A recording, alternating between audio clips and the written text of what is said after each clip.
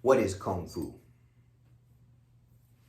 Well, it's a sacred science that derives from yoga, from the practice of yoga. So, ancient India had combat systems that were vast, very specialized, very intricate, long before it made its way up into China. And if you go further back, you will find that much of that came from Africa to India and then up. Okay, so regardless of where it all originated, we're talking about as close to the roots as we can get. All right. So Kung Fu, being a very old martial art, has been referred to as the father of the martial arts. I refer to it as the grandfather of many martial arts, not all. Because Kung Fu is very old, but still comes from something older. Now, it's strange if you look at the stuff that's really old, like the ancient Indian martial arts, or you really find someone who's good at the ancient African martial arts, you will see that this stuff that's been handed down for thousands of years is extremely effective, which means the ancients were not stupid. So the stuff that got passed down, there was no strain of arts that got passed down that were not physically effective. It's up to the person and the regiment that they practice with. Now, this is a part of the physical element of Kung Fu, which is the balancing of the elements inside the body and using the elements to your advantage. So being a sacred science, Kung Fu teaches us how to follow universal laws. You don't have to stop at a stop sign, but if you don't, you might get hit, and it might be the end. So you don't have to, but you do, because Kung Fu teaches us how to understand consequence. Now that's a simple analogy, of course. It goes way deeper than that. But Kung Fu is acquired skill through hard work. The Kung is the skill that is chosen. The Fu is the mastery over the skill. So the Sifu is the teacher, often called the master, which is a term that I personally reject for my own reasons. Sifu is enough for me. It's teacher. Now there is also a definition of father attached to that. If you look up the definition of what is a Sifu of Kung Fu, it's a person who practices the Chinese martial arts. Okay, so the Sifu is the father, right? The Qigong, which is the Sifu's teacher, is the grandfather. So how do you know if you're an advanced level martial artist? How do you know if you are a Qigong? You see all these guys in the Japanese martial arts, Korean, others, the title of Qigong. I've asked them before. No knock on them, it's just I asked them, what does Qigong mean? It's a rank, it's a high level rank in Kung Fu. That is true. But this is what I did not say. I keep it to myself, but I can say it. A Qigong, you are only Qigong if you have students that have students, just like a grandfather. That's what a Qigong is. So a father cannot be a father without a child, just like a grandfather cannot exist without the son or the child. So if you talk to the child, which is the student in the early levels, they can tell you much about Kung Fu if they're there all the time. But then if you talk to the father, their teacher, he can tell you a lot more. If you are fortunate enough to talk to the grandfather, it just flows out of the grandfather. Now, it's not that easy. It's easier said than done to develop grandfather energy in Kung Fu if you're a male. If you're a female, it's different. That's a different discussion altogether for another time. So Qigong has a student that has students. If you have lots of students but none of them has students, technically you're not really Qigong. You could have all the skill be fully equal to any Qigong skill. So I'm not taking away, I'm just being clear about what that is. Okay, so Kung Fu, acquired skill through hard work, Fu is the mastery of it. So the job of a Sifu is to pass on the knowledge, honoring the tradition. Now, what happens when we practice a lot of Kung Fu? Well, first of all, we got to talk about what this means. How many hours a day are you putting into it? So you'll find at first it's a very intriguing physical practice with a level of infinite diversity of specialties and styles.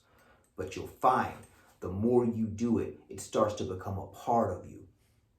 So at first, the student goes to Kung Fu, back and forth, absorbing knowledge, not only from the Sifu, but mostly from the students that have a little more experience. Under the guidance of the Sifu, the students learn. Just like in Jiu-Jitsu, the teacher is there to guide while the students are learning under the format and the structure.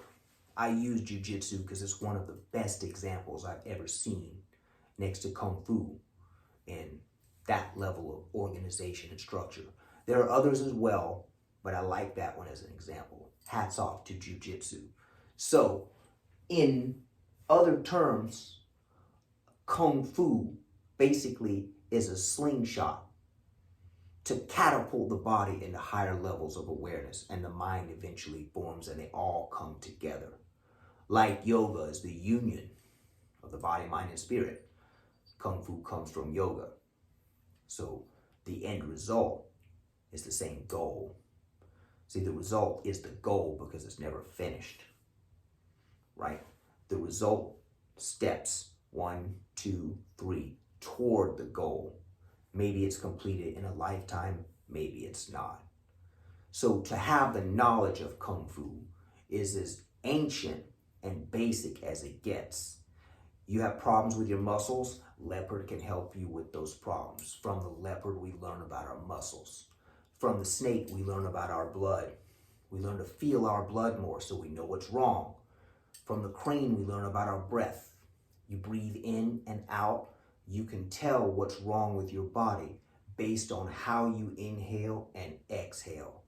Is there any interruption? Are there any other noticeable problems? Is it tough to breathe down into certain parts of your body? See? Bone. From the tiger, we learn about bone. Taking care of our bone density. Hardening our bones so that it has to come to blows, but not damaging them. Understanding how much they can take. Developing all of the skills. All right? From the dragon, we learn integration of it all. The four. The wisdom to bring it together. So even hypothetically, if the combative ability of Kung Fu did not exist, if you practiced it every day for a lifestyle, you would be the healthiest person around. You'll see it when you get really, really healthy. People will ask you what you're doing, and good. And if you've worked, you'll help them and you'll share with them. That's the point of Kung Fu, developing yourself to something better. Now, this will inspire others to become better. It's just like raising a child. People are on all levels. Some people have the mentality of a highly disciplined person, very smart, to get through life very well. Other people have the mindset of a child, adolescence. So gauging every person is different, and Kung Fu gives you the ability to do this. Kung Fu is the practice of elemental alchemy, balancing the elements. Each element is ruled by one of the 5 creatures, right? As I said, you learn one thing from the leopard, you learn another thing from the snake. You start with leopard in my system, and until you really understand leopard, you won't get to snake, because we got to bust those muscles down. They're way too tight and way too tense all the time, and get your reactions moving faster, lighter, looser, heavier in the right way, and more effective. So it's constant perfection by tweaking these elements. Now, how does this apply outside of fighting? You're at your job minding your own business. someone says something to you that rubs you the wrong way. You start getting hot under the collar.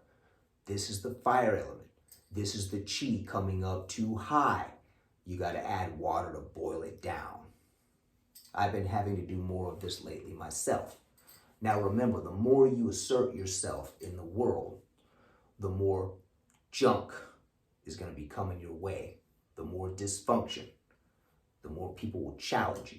But these challenges are here to make you better.